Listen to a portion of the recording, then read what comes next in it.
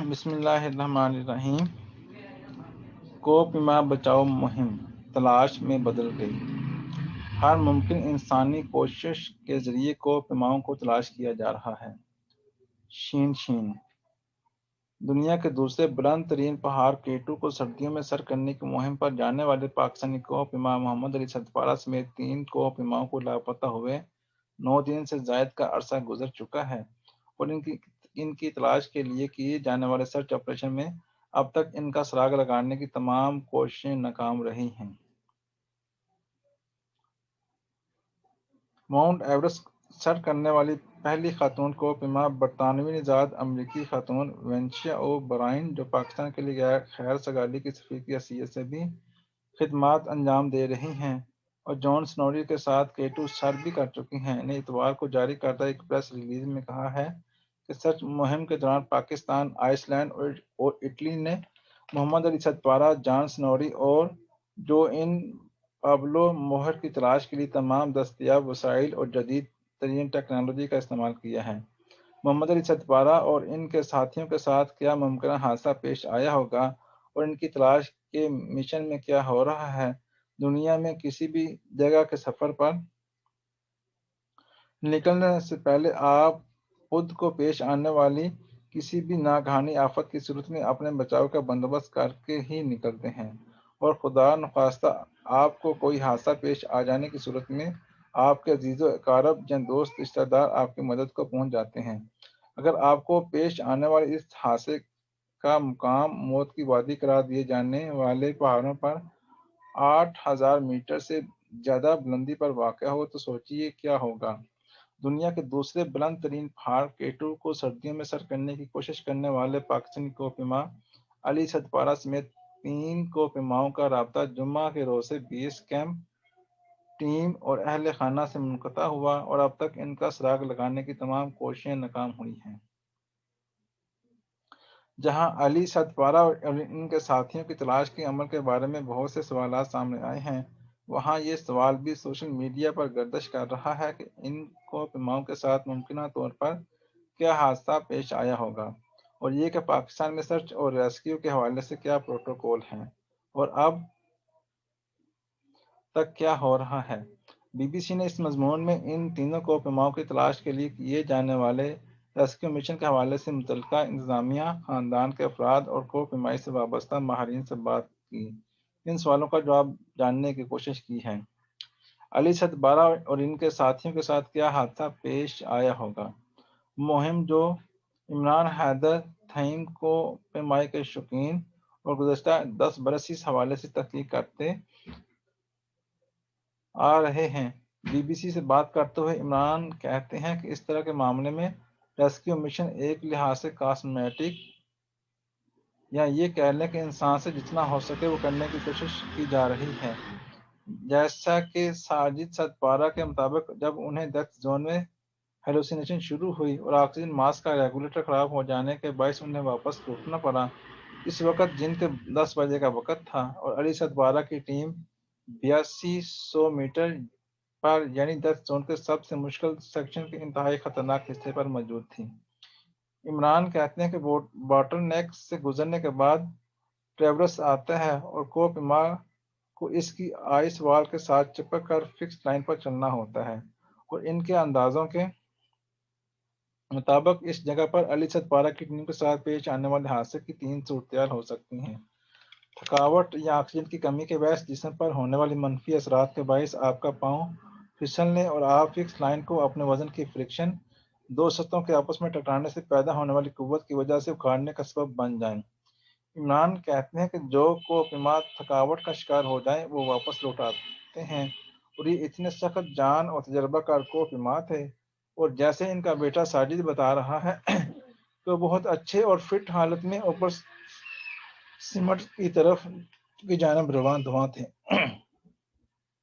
تو اس کا یہی مطلب ہے کہ ممکنہ طور پر وہ تھکاوٹ کا شکار تو نہیں تھے۔ لہذا عمران اپنے تجربے اور شواہد کی بنا پر اس کیس میں تھکاوٹ کے امکان کو مسترد کرتے ہیں۔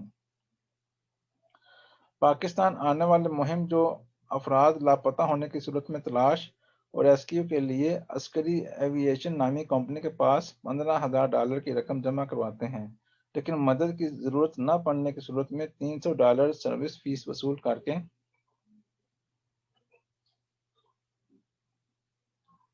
باقی رقم واپس کر دی جاتی ہے۔ عسکری ایویشن کی ویب سائٹ کے مطابق تلاش اور ریسکیو کے لیے معاوضہ $3200 فی گھنٹہ ہے۔ اصغر علی نے بتایا کہ پاکستان میں بین الاقوامی کوہ کو سہولت فراہم کرنے والے ٹور آپریٹرز نے مل کر 5 لاکھ روپے عسکری ایویشن کے پاس جمع کروا رکھے ہیں، مگر یہ رقم صرف اسی صورت میں استعمال کی جاتی ہے جب کسی کوہ کو حادثے یا جس جگہ وہ پھنسا ہو وہاں سے ریسکیو کرنا پڑے۔ اگر کوہ کی تلاش کا کام بھی کرنا ہو تو اس صورت میں یہ رقم کم پڑ جاتی ہے۔ ایسی صورت میں ٹور آپریٹرز کوہ کے متعلقہ انشورنس کمپنی سے رابطہ کرتے ہیں اور انشورنس کمپنی کی گارنٹی پر عسکری ایویشن تلاش کا کام جاری رکھتی ہے۔ انشورنس کی رقم کم پڑنے کی صورت میں متاثرہ کوہ کے ملک کی حکومت، ان کا خاندان، دوست احباب اور سفارت خانہ بھی مدد کے لیے آ جاتے ہیں۔ ان کا کہنا تھا کہ کسی کوہ کے ساتھ حادثے کی صورت میں ماؤنٹینئرنگ کمیونٹی بھی ایکٹیو ہو جاتی ہے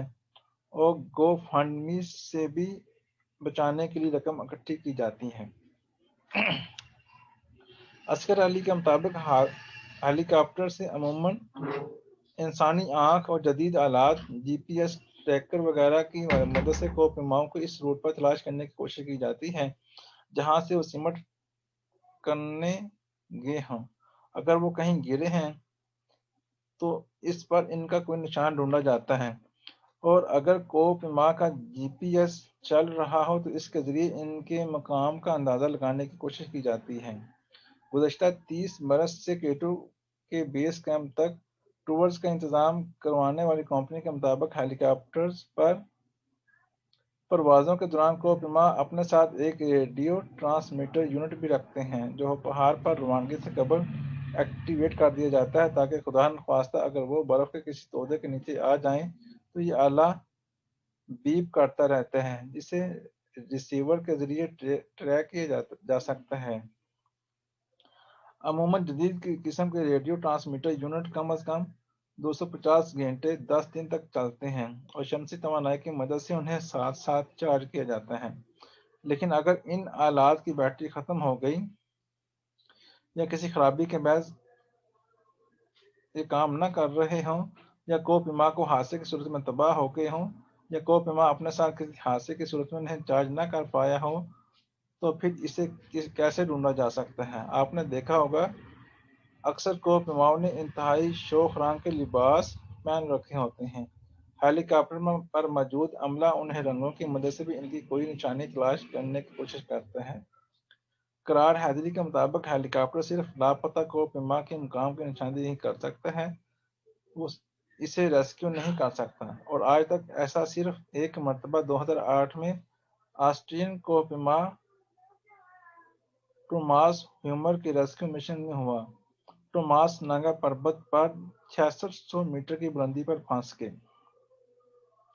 اور انہیں پاکستان آرمی کے لوگ ہیلی کاپٹر سے رسی کے ساتھ باندھ دی گئی سیٹ پھینک کر ریسکیو کیا گیا تھا۔ قرار حیدری کا کہنا تھا کہ اگر کوہ اتنی بلندی پر موجود ہوں جہاں ہیلی کاپٹر پہنچ سکتا ہو تو کیرابائنز اور رسیوں کی مدد سے اسے ریسکیو کیا جا سکتا ہے۔ سوشل میڈیا پر کئی افراد یہ سوال بھی کرتے نظر آئے کہ ان کوہ کی تلاش کے لیے ڈرون کا استعمال کیوں نہیں کیا جا رہا۔ اس بارے میں اصغر علی کہتے ہیں کہ سیکورٹی خدشات کے باعث حکومت پاکستان کی جانب سے ڈرون کا استعمال منع ہے۔ نیپالی شرپاؤں کا ہیموگلوبن عام انسانوں سے بہت زیادہ ہوتا ہے، لہٰذا سب سے بہتر صورتحال تو یہی ہوگی کہ وہاں پہلے سے بہترین انداز میں ایکلیمیٹائزڈ اور تجربہ کار نیپالی شرپا جو اوپر سے نیچے آئے ہیں انہیں تلاش کرنے کے لیے بھیجا جائے۔ لیکن وہ کہتے ہیں یہ نیپالی شرپا جو خود بنا سمٹ کیے اپنی جان بچا کر نیچے آئے ہیں تو وہ کسی اور کو بچانے یا ریسکیو کرنے کیوں جائیں گے؟ رہے محمد علی ستپارہ کے بیٹے ساجد ستپارہ نے تو اتوار کو میڈیا سے بات کرتے ہوئے کہا تھا کہ ان کے والد اور ساتھی کوہ کی تلاش اور بچاؤ کی مہم کو اب ان کی لاشوں کی تلاش کی مہم کے طور پر جاری رکھنا چاہیے۔ اللہ حافظ۔